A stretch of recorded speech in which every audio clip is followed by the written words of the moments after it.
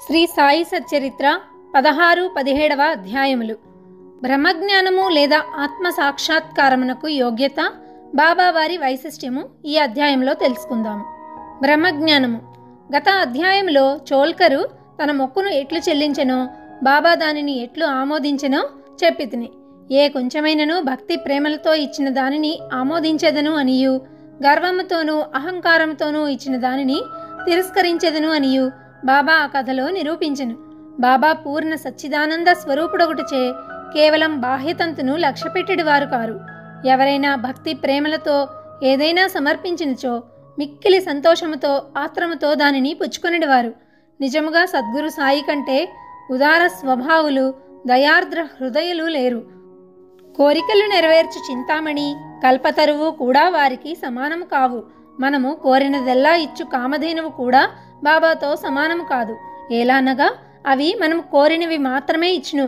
కానీ సద్గురువు అచింత్యము అనుపలభ్యము అయిన ఆత్మ సాక్షాత్కారమును ప్రసాదించును. ఒకానొక ధనికుడు సాయిబాబా వద్దకు వచ్చి బ్రహ్మజ్ఞానమును ప్రసాదించుమని బతిమాలెను. ఆ కథ ఇచ్చట చెప్పుదును. సకల ఐశ్వర్యములు అనుభవించుచున్న ధనికుడు ఒకడుండెను. అతడు ఇండ్లను, ధనమును, పొలములను, తోటలను సంపాదించెను. వానికి అనేక మంది సేవకులుండెడివారు. బాబా కీర్తి వాని చెవుల పడగనే షిరిడీకి పోయి బాబా పాదములపై బడి బ్రహ్మజ్ఞానమును ప్రసాదించుమని బాబాను వేడుకొనెదను అని తన స్నేహితునితో చెప్పెను. తనకు వేరేమియూ వలదనియు, బ్రహ్మజ్ఞానము పొందినచో తనకు మిక్కిలి సంతసం కలుగునని చెప్పెను. ఆ స్నేహితుడు ఇట్లనెను: బ్రహ్మజ్ఞానమును సంపాదించుట అంత సులభమైన పని కాదు. ముఖ్యముగా నీ వంటి పేరాస కలవానికి అది మిగుల దుర్లభము. ధనము, భార్య, బిడ్డలతో తేలి మునుగుచున్న నీ వంటి వానికి బ్రహ్మజ్ఞానమును ఎవరిచ్చెదరు? నీవు ఒక పైసా అయినను దానము చెయ్యని వాడవే. నీవు బ్రహ్మజ్ఞానమునకై వెదుకునప్పుడు నీ కోరిక నెరవేర్చువారెవరు అని స్నేహితుడు అనెను. తన స్నేహితుని సలహాను లక్ష్య పెట్టక రాను పోను టాంగాను బాడుకకు కట్టించుకొని అతడు షిరిడీకి వచ్చెను. మసీదుకు పోయి బాబాను చూసి వారి పాదములకు సాష్టాంగ నమస్కారం చేసి ఇట్లనెను: బాబా, ఇక్కడకు వచ్చిన వారికి ఆలస్యం చేయక బ్రహ్మమును చూపెదరు అని విని నేను ఇంత దూరం నుంచి వచ్చి తిని. ప్రయాణము చే నేను మిక్కిలి బడలి తిని. మీరు బ్రహ్మజ్ఞానమును ప్రసాదించినచో నేను పడిన శ్రమకు ఫలితము లభించును. బాబా ఇట్లు బదులు చెప్పెను: నా ప్రియమైన స్నేహితుడా, ఆత్రపడవద్దు. త్వరలో ఇప్పుడే నీకు బ్రహ్మమును చూపెదను. నాది నగదు బేరమే కానీ అరువు బేరం కాదు. అనేక మంది నా వద్దకు వచ్చి ధనము, ఆరోగ్యము, పలుకుబడి, గౌరవము, ఉద్యోగము, రోగ నివారణము మొదలగు ప్రాపంచిక విషయములనే అడుగుదురు. నా వద్దకు వచ్చి బ్రహ్మజ్ఞానమును ఇవ్వమని అడుగువారు చాలా తక్కువ. ప్రపంచ విషయములు కావలను అని అడుగువారికి లోటు లేనే లేదు. పారమార్థిక విషయమై యోచించువారు మిక్కిలి అరుదు. కావున నీ వంటి వారు వచ్చి బ్రహ్మజ్ఞానము కావలను అని అడుగు సమయము శుభమైనది, శ్రేయోదాయకమైనది. కనుక సంతసముతో నీకు బ్రహ్మమును, దానికి సంబంధించిన దానివన్నిటినీ చూపెదను అని బాబా చెప్పెను. ఇట్లని బాబా వానికి బ్రహ్మమును చూపుటకు మొదలెడెను. వానిని అక్కడ కూర్చుండమని ఏదో సంభాషణలోకి దించెను. అప్పటికి అతడు తన ప్రశ్న తానే మర్చినట్లు చేసెను. ఒక బాలుని పిలిచి నందు మార్వాడి వద్దకు పోయి 5 రూపాయలు చేబదులు తెమ్మని అనెను.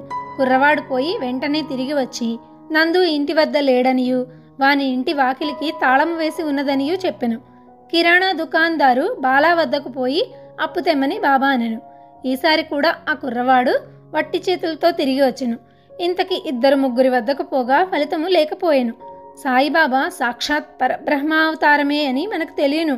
అయినచో 5 రూపాయలు అప్పు చేయవలసిన అవసరమేమి? వారికి అంత చిన్న మొత్తముతో ఏమి పని అని ఎవరైనా అడగవచ్చును. వారికి ఆ డబ్బు అవసరమే లేదు. నందు మరియు బాల ఇంటి వద్ద లేరని వారికి తెలిసియే ఉండును. ఇది అంతయు బ్రహ్మజ్ఞానము కోరి వచ్చిన వాని కొరకై జరిపించి ఉందురు. ఆ పెద్ద మనిషి వద్ద నోట్ల కట్ట ఉండెను. అతనికి నిజముగా బాబా వద్ద నుంచి బ్రహ్మజ్ఞానము కావలసి ఉన్నచో బాబా అంత ప్రయాస పడుతున్నప్పుడు ఊరకనే కూర్చుండడు. బాబా ఆ పైకమును తిరిగి ఇచ్చివేయును అని కూడా వానికి తెలియను. అంత చిన్న మొత్తమైనప్పటికీ వాడు తెగించి ఇవ్వలేకపోయెను. అట్టి వానికి బాబా వద్ద నుంచి బ్రహ్మజ్ఞానం కావాలనట. నిజముగా బాబా యందు భక్తి ప్రేమలు కలవాడు ఎవరైనను వెంటనే 5 రూపాయలు తీసి ఇచ్చి ఉండునే కానీ ప్రేక్షకుని వలె ఊరికే చుచ్చుచూ కూర్చుని ఉండడు. ఈ పెద్ద మనిషి వైఖరి శుద్ధ విరుద్ధముగా ఉండెను. వాడు డబ్బు ఇవ్వలేదు సరికదా, బాబాను త్వరగా బ్రహ్మజ్ఞానము ఇవ్వమని తొందర పెట్టుచుండెను. అప్పుడు బాబా ఇట్లనెను, ఓ మిత్రుడా, నేను నడుపుచున్న దానిని అంతటినీ గ్రహించలేకుంటివా ఏమి? ఇచ్చట కూర్చుండి నీవు బ్రహ్మమును చూచుటకై ఇదంతయు జరుపుచున్నాను. సూక్ష్మముగా విషయం ఇది. బ్రహ్మమును చూచుటకు 5 వస్తువులు సమర్పించవలను. అవి ఏమనగా 1 పంచప్రాణములు, 2 పంచేంద్రియములు, 3 మనస్సు, 4 బుద్ధి, 5 అహంకారము. బ్రహ్మజ్ఞానము లేదా ఆత్మసాక్షాత్కారమునకు పోవు దారి చాలా కఠినమైనది. అది కత్తివాదర వలె మిక్కిలి పదునైనది. అట్లనుచు బాబా ఈ విషయమునకు సంబంధించిన సంగతులన్నీ చెప్పెను. వానిని క్లుప్తముగా ఈ దిగువ పొందుపరిచితిమి. బ్రహ్మజ్ఞానము లేదా ఆత్మసాక్షాత్కారమునకు యోగ్యత. అందరూ తమ జీవితంలో బ్రహ్మమును చూడలేరు. దానికి కొంత యోగ్యత అవసరము. 1 ముముక్షుత లేదా స్వేచ్ఛనందుటకు తీవ్రమైన కోరిక.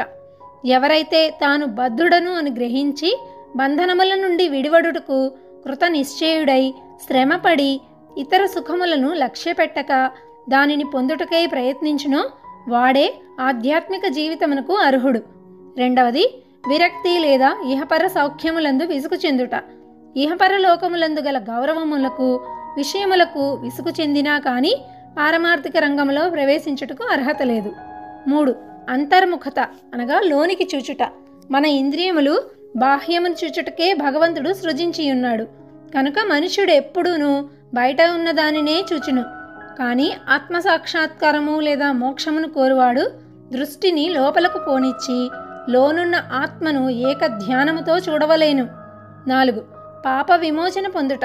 మనుష్యుడు దుర్మార్గ మార్గము నుండి బుద్ధిని మరలించనప్పుడు, తప్పులు చేయుట మాననప్పుడు, మనస్సు చెలింపకుండా నిలబెట్టలేనప్పుడు జ్ఞానము ద్వారా కూడా ఆత్మసాక్షాత్కారమును పొందలేడు. 5 సరి అయిన నడవడి. ఎల్లప్పుడూ సత్యమును పలుకుచు తపస్సు చేయుచు లోన చూచుచు బ్రహ్మచారిగా ఉండిన గాని ఆత్మసాక్షాత్కారము లభించదు. 6 ప్రియమైన వాని కంటే శ్రేయస్కరమైన వానిని కోరుట. లోకములో 2 తీరుల వస్తువులు ఉన్నవి. 1 మంచిది, 2వది ప్రీతికరమైనది. మొదటిది వేదాంత విషయములకు సంబంధించినది, 2వది ప్రాపంచిక విషయములకు సంబంధించినది. ఈ 2ను మానవుని చేరును. వీనిలో ఒకదానినే అతడు ఎంచుకొనవలెను. తెలివిగలవాడు మొదటి దానిని అనగా శుభమైన దానిని కోరును. బుద్ధి తక్కువవాడు 2వ దానిని కోరును. 7వది మనస్సును ఇంద్రియములను స్వాధీనమందు ఉంచుకొనుట. మానవుని శరీరము రథము, ఆత్మ దాని యజమాని, బుద్ధి ఆ రథమునకు నడుపు సారథి, మనస్సు కళ్ళెము, ఇంద్రియములు గుర్రములు. ఇంద్రియ విషయములు వాని మార్గములు. ఎవరికి గ్రహించు శక్తి లేదో, ఎవరి మనస్సు చంచలమైనదో, ఎవరి ఇంద్రియములు అస్వాధీనములో ఉండునో అనగా బండి తోలువాని దుర్మార్గపు గుర్రముల వలె ఉండునో వాడు గమ్యస్థానమును చేరలేడు. చావు పుట్టుకల చక్రములో పడిపోవును. ఎవరికి గ్రహించు శక్తి కలదో, ఎవరి మనస్సు స్వాధీనమందు ఉన్నదో, ఎవరి ఇంద్రియములు స్వాధీనమందు ఉండునో అనగా బండి నడుపువాని మంచి గుర్రముల వలె ఉండునో, ఎవరు తన బుద్ధిని మార్గదర్శిగా గ్రహించి తన మనస్సును పగ్గముతో లాగి పట్టుకొనగలడో వాడు తన గమ్యస్థానమును చేరగలడు, విష్ణుపదమును చేరగలడు. 8వది మనస్సును పావనము చేయుట. మానవుడు ప్రపంచంలో తన విధులను తృప్తిగా ఫలాపేక్ష లేకుండా నిర్వర్తించిన ఎడల అతని మనస్సు పావనము కాదు. మనస్సు పావనము కానిదే అతడు ఆత్మసాక్షాత్కారము పొందలేడు. పావనమైన మనస్సులోనే వివేకము అనగా సత్యమైన దానిని అసత్యమైన దానిని కనుగొను శక్తి, వైరాగ్యము అనగా అసత్యమైన దాని యందు అభిమానము లేకుండుట అనే అంశములు మొలకెత్తి క్రమముగా ఆత్మసాక్షాత్కారమునకు దారితీయును. అహంకారము రాలిపోనిదే, లోభము నశించనిదే, మనస్సు కోరికలను విడిచిపెట్టనిదే ఆత్మసాక్షాత్కారమునకు అవకాశం లేదు. దేహమే నేను అనుకొనుట గొప్ప భ్రమ. ఈ అభిప్రాయమందు అభిమానం ఉండుటయే బంధనమునకు కారణము. నీవు ఆత్మసాక్షాత్కారమును కాంక్షించినచో ఈ అభిమానమును విడవవలెను. 9వది గురువు యొక్క ఆవశ్యకత. ఆత్మజ్ఞానము మిక్కిలి సూక్ష్మము గూఢమైనది. ఎవరైనను తమ స్వశక్తిచే దానిని పొందుటకు ఆశించలేరు. కనుక ఆత్మసాక్షాత్కారము పొందిన ఇంకొకరి అనగా గురువు సహాయము మిక్కిలి అవసరము. గొప్ప కృషి చేసి శ్రమించి ఇతరులు ఇవ్వలేని దాన్ని అతి సులభముగా గురువు నుండి పొందవచ్చును. వారు ఆ మార్గమందు నడిచి ఉన్నవారు కావున శిష్యుని సులభముగా ఆధ్యాత్మిక ప్రగతిలోకి క్రమముగా ఒక మెట్టు మీద నుంచి ఇంకొక పై మెట్టునకు తీసుకుని పోగలరు. 10వది భగవంతుని కటాక్షము. ఇది అన్నిటికంటే మిక్కిలి అవసరమైనది. భగవంతుడు తన కృపకు పాత్రులైన వారికి వివేకమును వైరాగ్యమును కలుగచేసి సురక్షితముగా భవసాగరం నుండి తరింపచేయగలడు. వేదములు అభ్యసించుట వల్ల గాని, మేధాశక్తి వల్ల గాని, పుస్తక జ్ఞానము వల్ల గాని ఆత్మానుభూతి పొందలేరు. ఆత్మ ఎవరిని వరించునో వారే దానిని పొందగలరు.